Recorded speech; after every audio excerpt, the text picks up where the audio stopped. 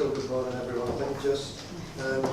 My name is Martin Sainty and this is Nichola Burdett, and we are two of the specialist nurses in the community palliative care team in the Selby and York area. We have a real mix of healthcare professionals in our team.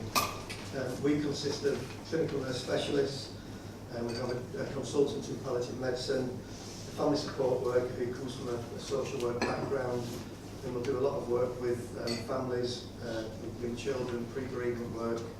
We have physiotherapists, occupational therapists, and of course we can't not mention our administrative staff as well. And we see our role as the active care and support of people at any stage of a progressive illness.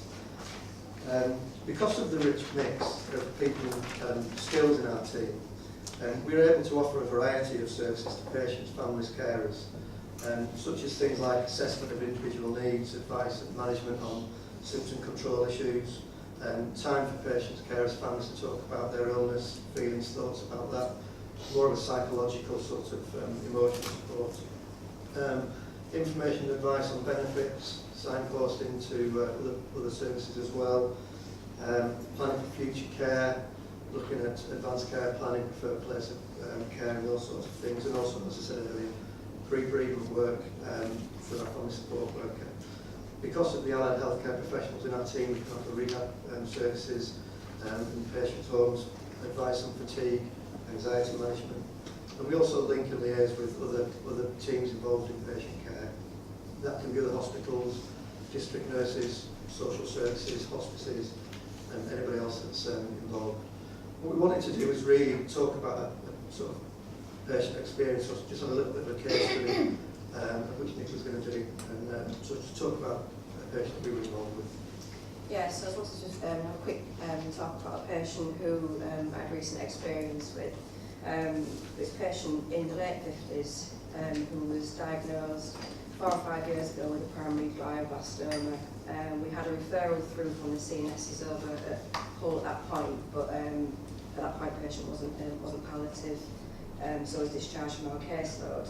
We then got a further re-referral earlier on this year as the patient continued to deteriorate and was now entering its year of life.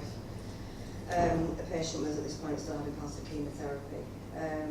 At this point we had palliative care, CNS is involved, the district nurses are very closely involved, the GPs, named GPs, we have 2 specific GPs who have very close relationships with the patient and the family.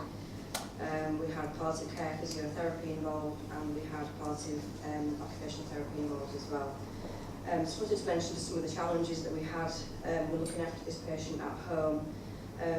Obviously, there was a deteriorating cognitive function with the patient and associated problems with deteriorating cognitive function.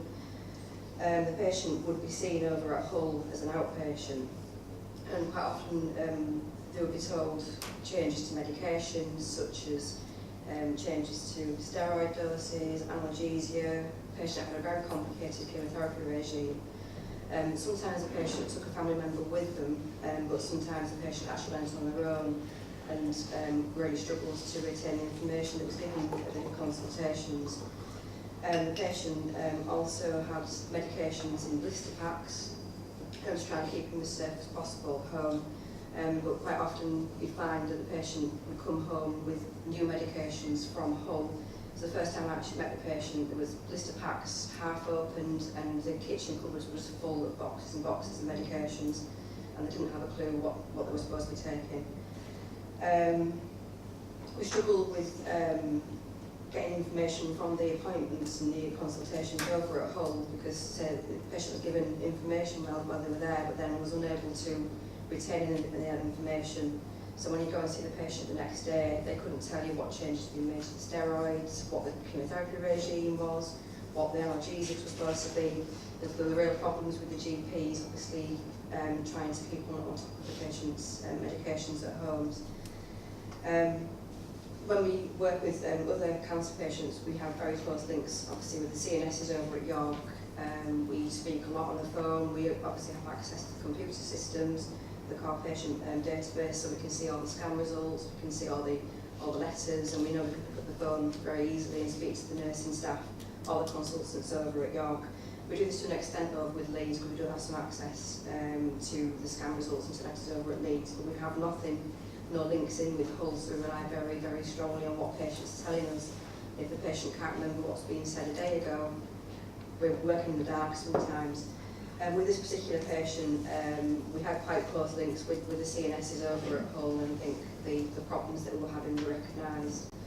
So what we agreed on was every time the patient had a consultation over at Hull, they would be given a written record of recommendations that have been discussed at that appointment, which the patient could then take home with them, so the district nurses, GPs, palliative care nurses had a record of what's been suggested. And that seemed to work very well. And that's it. Okay.